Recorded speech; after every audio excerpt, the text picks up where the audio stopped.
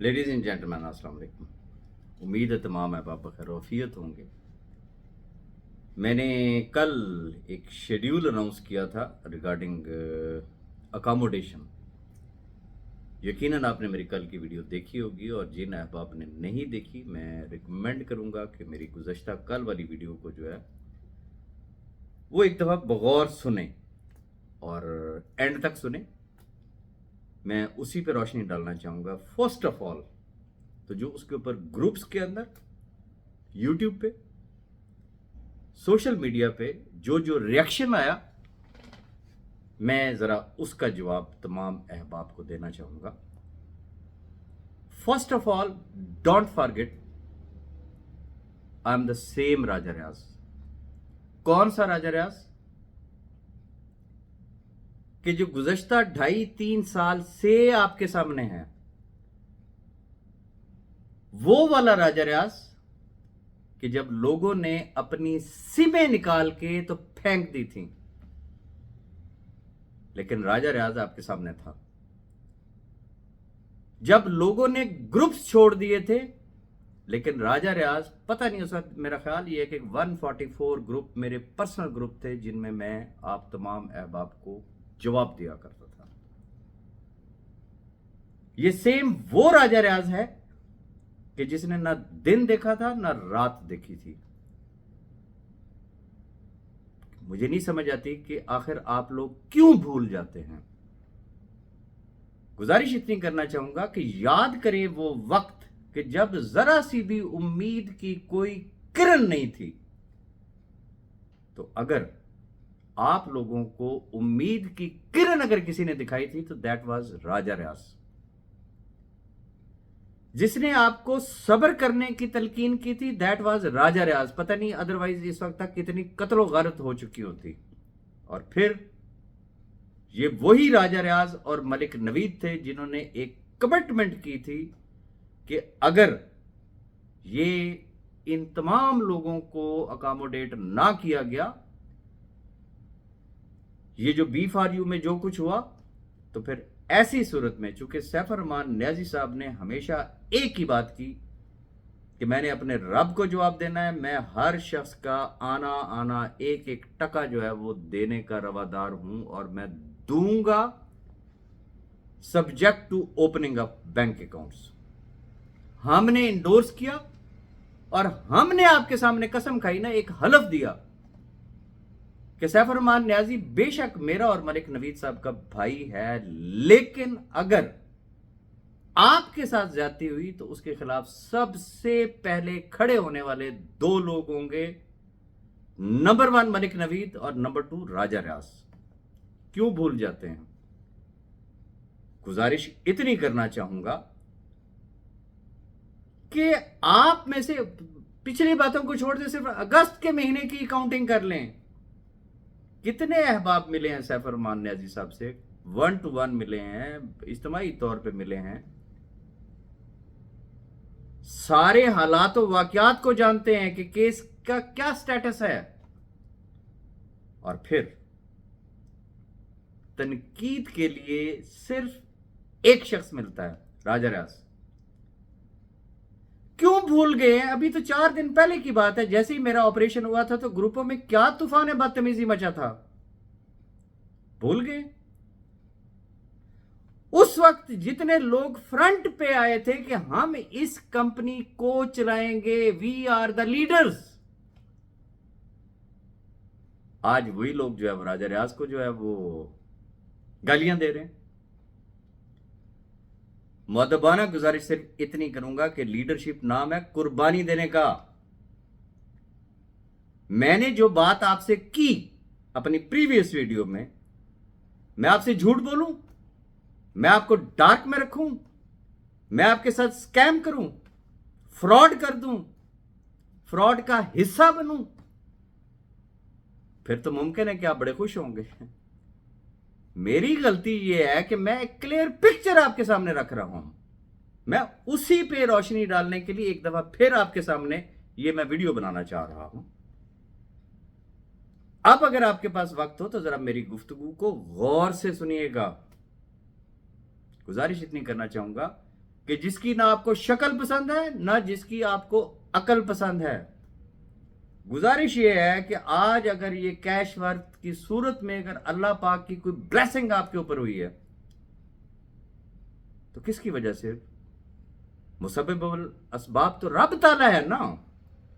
गर्दन अपनी किसने पेश की?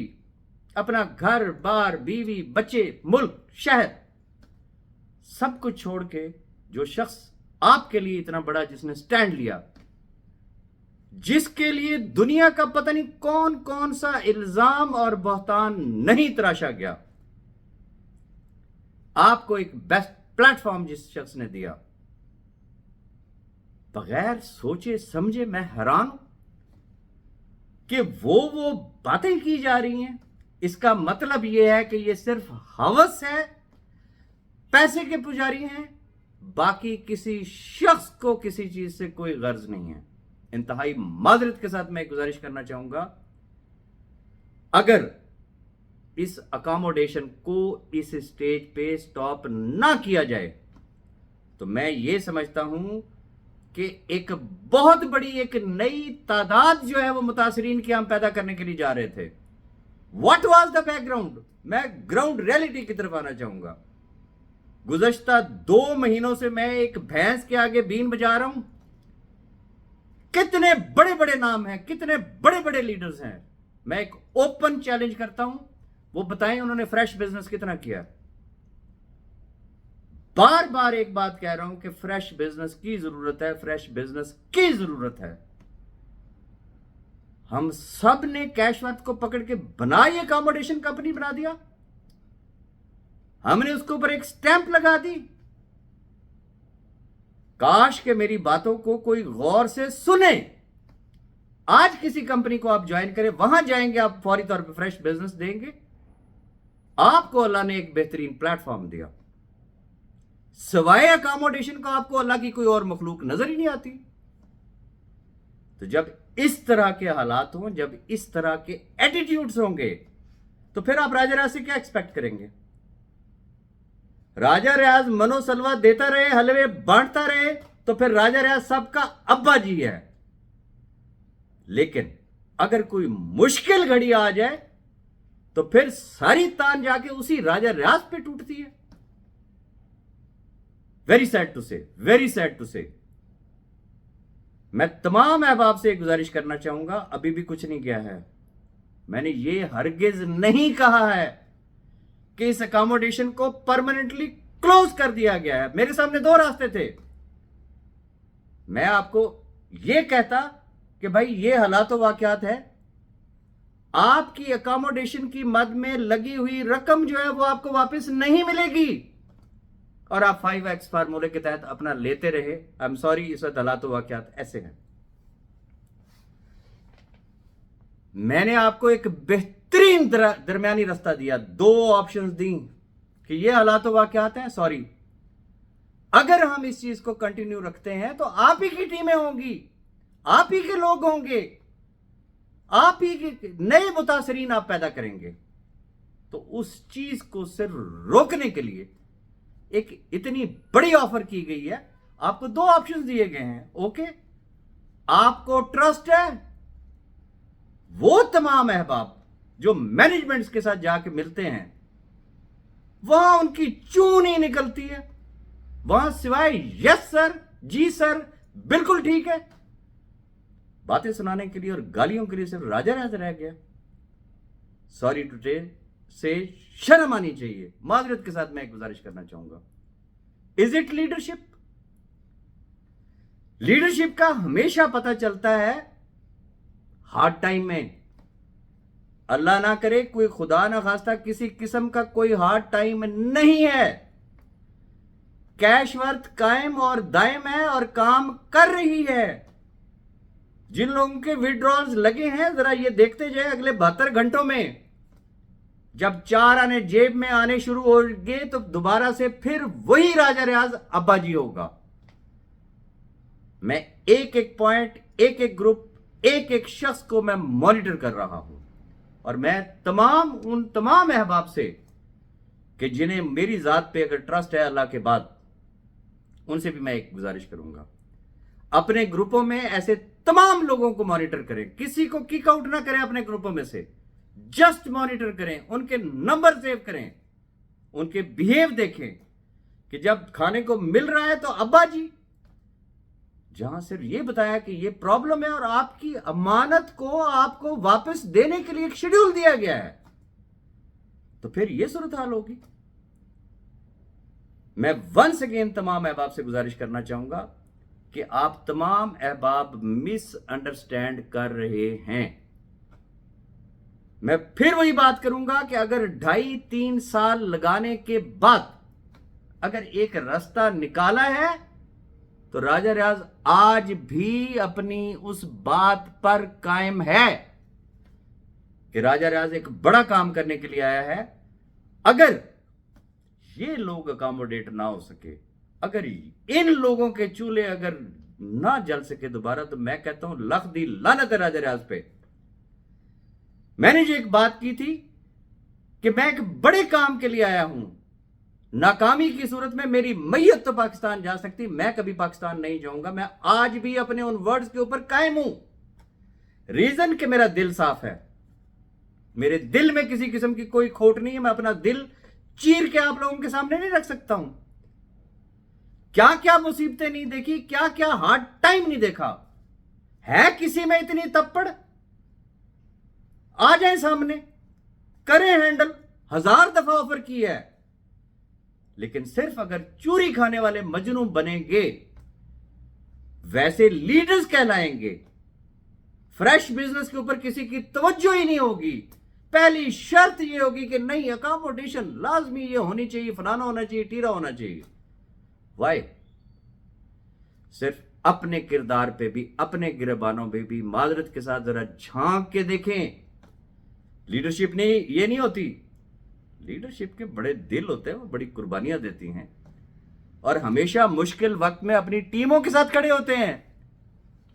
अच्छे वक्त में जब आपको एक ब्रीफ केस दे दीजिए, नोटों से भरा हुआ, चौक में खड़े हो जाएं बांटने के लिए, तो हर बंदा आ जाएगा। पता तो उस वक्त चलता है कि मुश्किल वक्त होता है। मैं वंस अगेन आपको ये चीज बावर कराना चाहूंगा कि मैं सेम वही का वही राजा रियाज हूं। आपको एक शेड्यूल दे दिया गया, क्या वो वक्त गुजर गया? आपकी अमानतें आपको वापस नहीं मिली हैं। और दूसरी बात कि जो चीजें सैफ रहमान नियाजी से रिलेटेड हैं,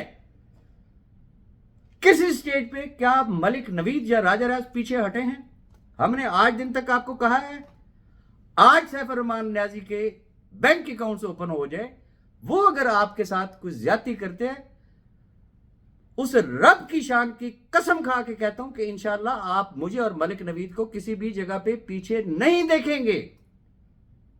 लेकिन एक जेन्युइन चीज एक शख्स के सामने आ रही, वो कलमा कुरान कसमें खा के एक शख्स कहता है कि मेरे पास नहीं है।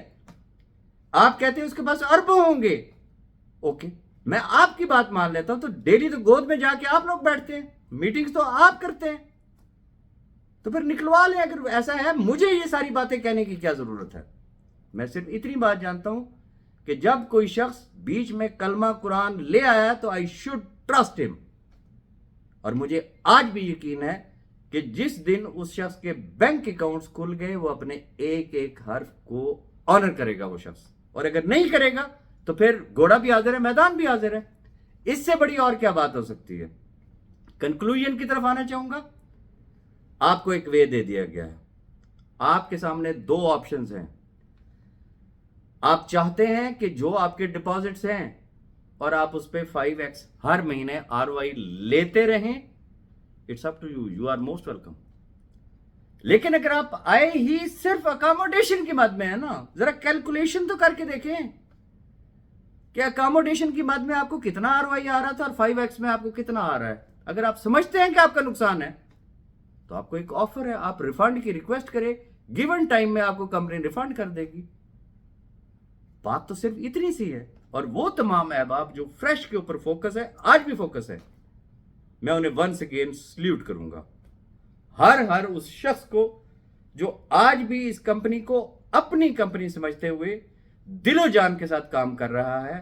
इंशाअल्लाह कैशवर्थ और राजा रियाज उनको कभी भी मायूस नहीं करेंगे।